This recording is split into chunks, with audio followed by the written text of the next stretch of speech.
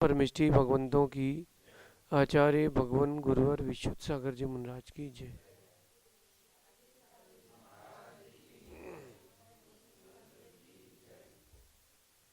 यहाँ हम सभी अपने जीवन में निरंतर सुख की अभिवृद्धि के लिए नीति के विषयों का श्रवण कर रहे हैं। स्व के विकास के साथ साथ कैसे ना हो पर का ह्रास, इसका नाम नीति है। स्व के विकास के साथ साथ अपना तो अच्छा हो लेकिन किसी का बुरा ना हो, इसका नाम नीति है।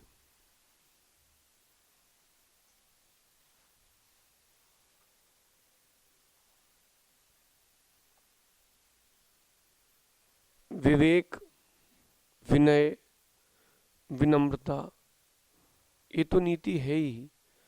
समय सूचकता सबसे बड़ी नीति है। समय सूचकता सबसे बड़ी नीति है। और ऐसा कहते हैं कि व्यक्ति को अपने जीवन में सबसे पहले दो काम करना पड़ते हैं जब वो बड़ा होता है। एक वो चलना सीखता है और एक वो बोलना सीखता है। छोटा सा बच्चा सबसे पहले चलना सीखता है, उसके बाद बोलना सीखता है। बाकी तो माँ सब करती है, चलना बोलना उसको स्वयं पड़ता है।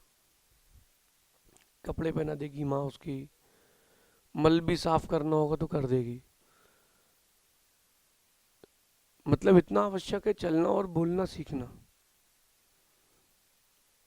तो कैसे हमारी गति हो और कैसे हमारे भाषा का अनुगमन हो, संप्रेषण हो, इसका नाम नीति है। आज की नीति ये है कि जब भी बोले तो लोग बोलते तोल मोल करके बोले। तोल मोल करके नहीं, सहस्त्रों बार सोचे फिर बोले। क्योंकि बोलने के पहले शब्द इंसान के गुलाम है और बोलने के बाद इंसान शब्दों का गुलाम है। जब तक आपने कुछ बोला नहीं है तब तक कोई बात नहीं है, लेकिन बोल दिया है तो अब आपके शब्द थे, तब आपको बहुत कुछ फेस करना पड़ेगा।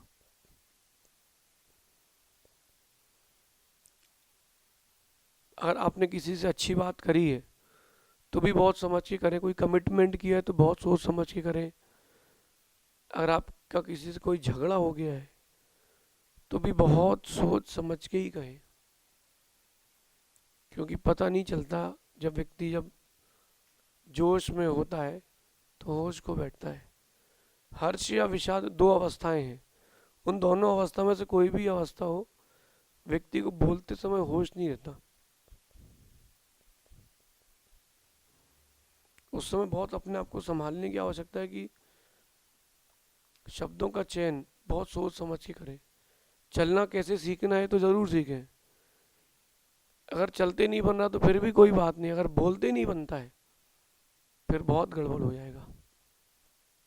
चलते नहीं बनता किसी से तो कोई बात नहीं, चलो उसको व्हील चेयर मिल जाएगी, बैसाखियाँ मिल जाएंगी। लेकिन अगर किसी को बोलते नहीं बनता है तो जीवन भर उसको बैसाखी चाहिए, क्योंकि उसके हाथ पैर जरूर टूटेंगे।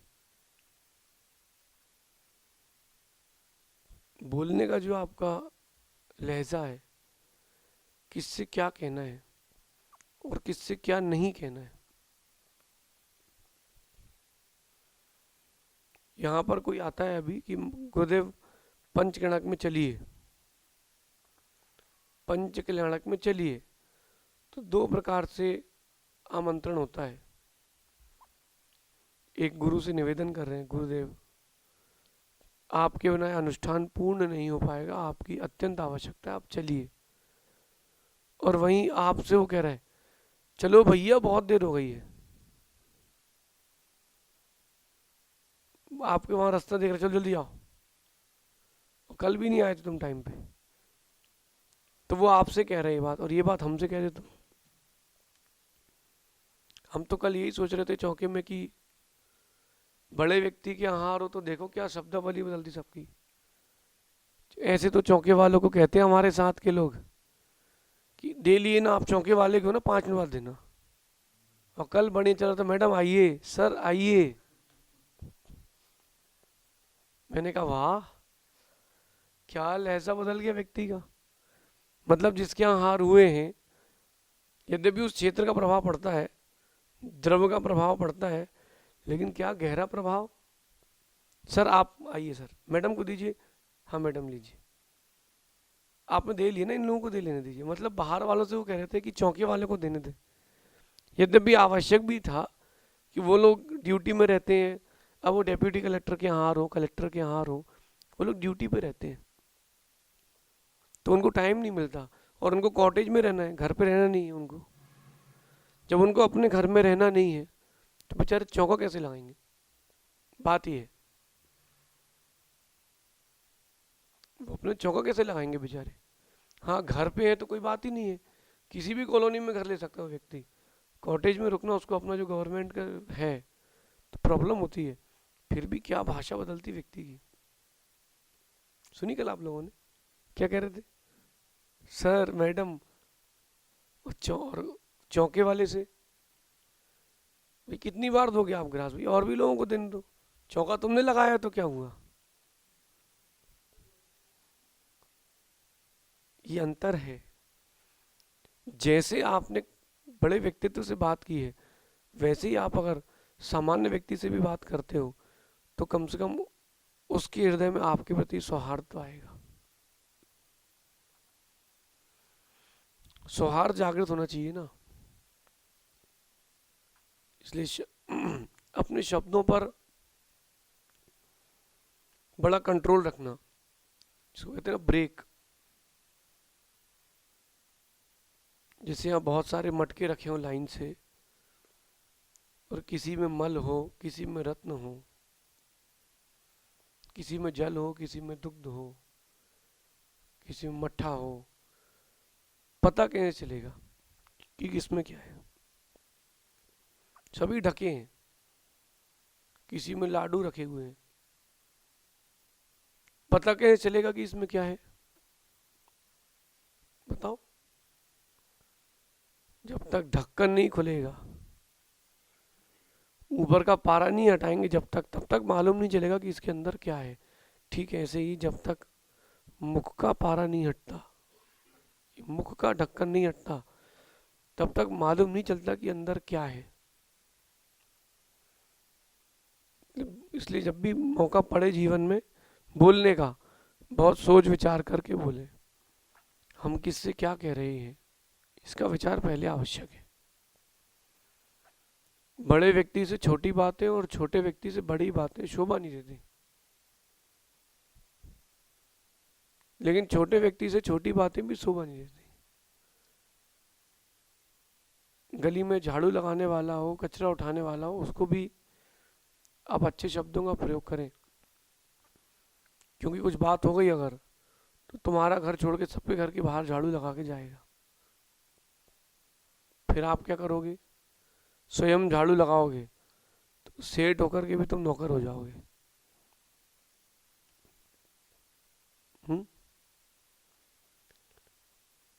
अभी बीच में घटना हो गई थी कि एक विधायक, बहुत बड़ा विधायक, उसने अपने पीए से कुछ बोल दिया। फोटो खींच रहा था पीए, एक सेल्फी, तो उसने पीए को धक्का मार दिया। बोले सेल्फी सेल्फी ले रहा है, फोटो खींच रहा है, नौकर है, नौकर जैसे रहे, है ना, नौकर है नौकर जैसे रहे। उसको क्या जोश था कि मैं बड़ी पार्टी का हूँ, इस बार फिर जीतूंगा। उसके पीए ने निर्दलीय चुनाव लड़ लिया और उसको हरा दिया। पीए ने निर्दलीय चुनाव लड़ा, उसको हराया, और हराने के बाद उसको जाके कहता है 20,000 की नौकरी खाली हो तो आ जाना, खाली है, काम करना हो तो आ जाना। बोले मैंने चुनाव सिर्फ तुम्हारी इसी बात पर लड़ा था, मैं तो तुमको बड़ा भाई मान करके तुम्हारे साथ हूँ और तुम नौकर मान करके मुझे रखे हो। शब्दों का चयन बहुत सोच समझ कर, बच्चे को भी बोलना सिखाते हैं तो क्यों ना अपने आप को बच्चे ही मान लो, हर दिन बोल करके सोच करके बोलना सीखो। क्योंकि दिन निकल जाते हैं,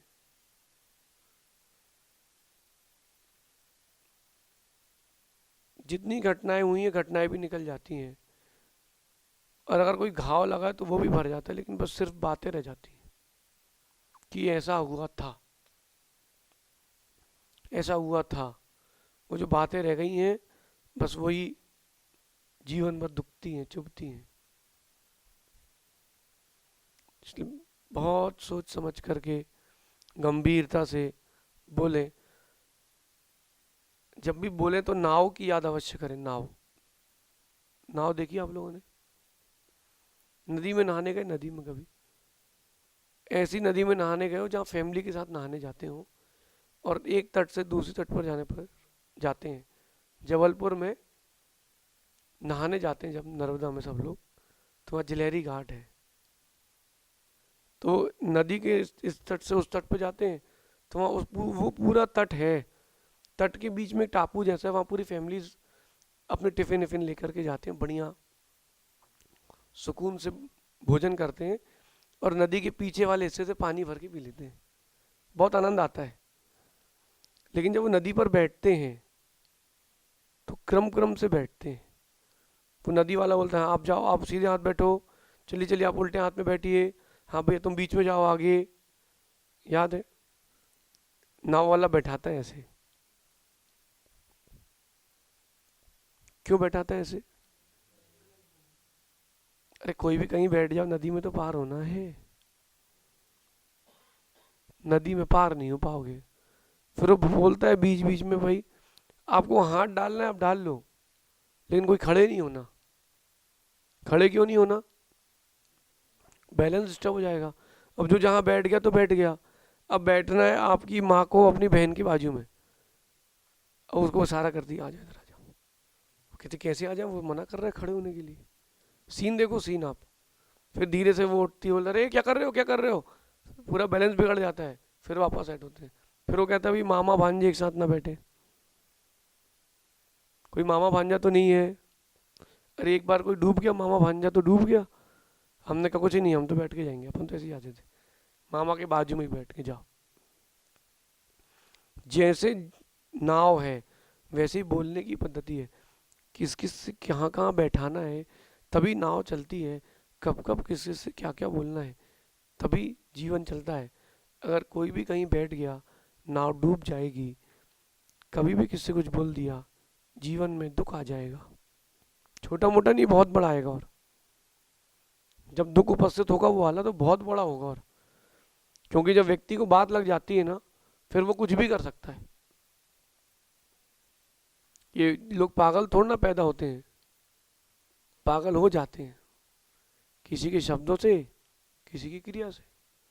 इसलिए अपने जीवन में शब्दों को बहुत गंभीरता से संप्रेषित करें, क्योंकि बोलने के पहले शब्द इंसान के गुलाम है और बोलने के बाद इंसान शब्दों का गुलाम है। इस प्रकार विचार करेंगे, शेष अपन आगे विचार करेंगे।